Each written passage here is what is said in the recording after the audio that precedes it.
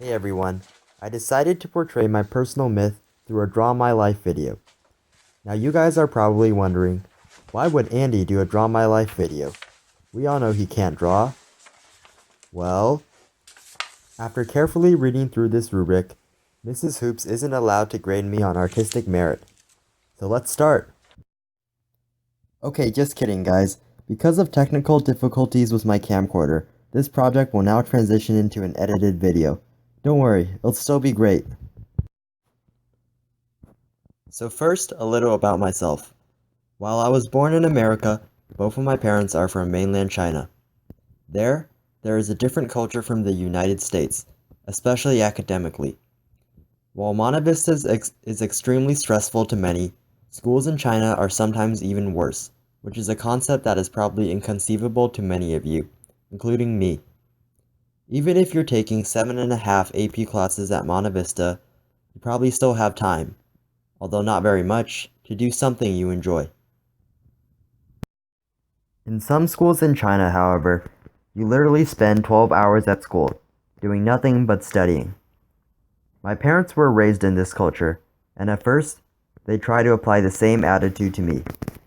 Soon they realized, however, it's pretty hard to keep a second grader locked in a room his whole day doing math or whatever, while all his peers are out frolicking in the sunshine or whatever. So eventually, they mellowed out and let me do some kid things as well.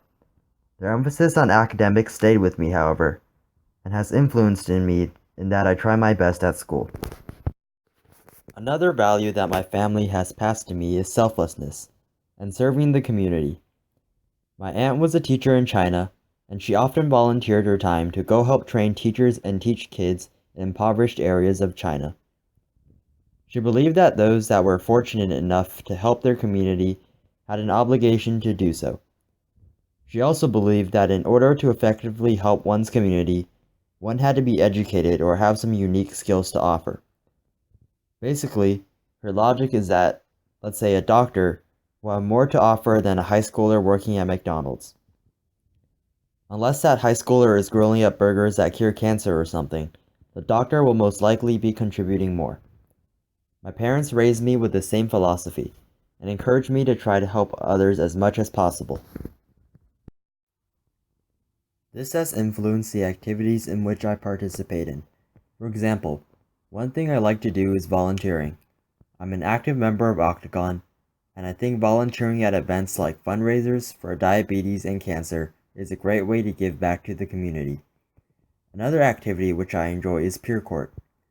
Peer court is a program in which juvenile offenders are represented and given guidance by fellow peers that are around their age.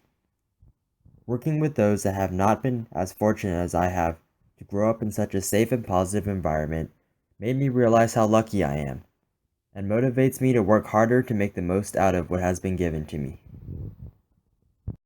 Of course, not everything in my life has been a positive influence.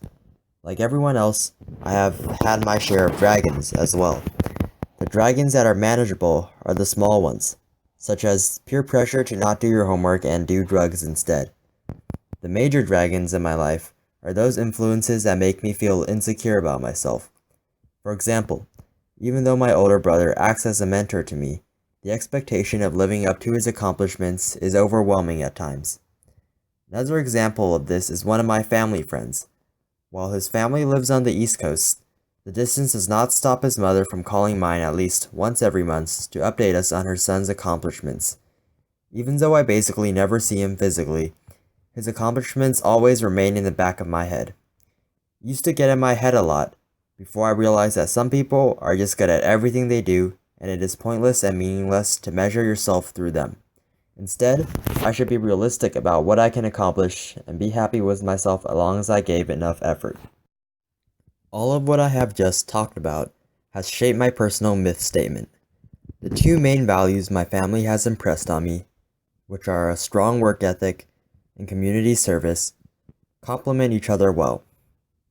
By doing the best I can academically, I will be in the best possible position to help my community in the future.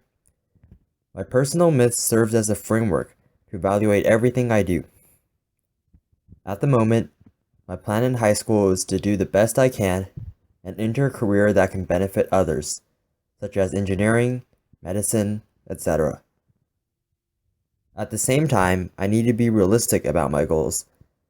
I don't plan on curing cancer or destroying ISIS or anything.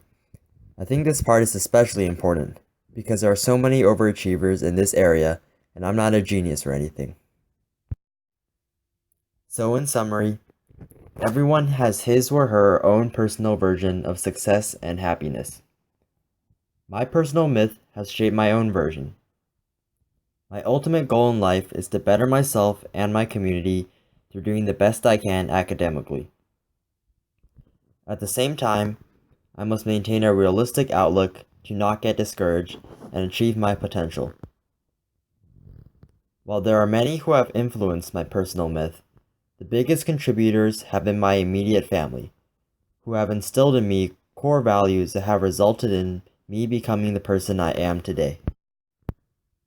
Hopefully, by following my personal myth and the values which it stands for, I can achieve my own personal version of success and happiness. Thanks for listening, guys.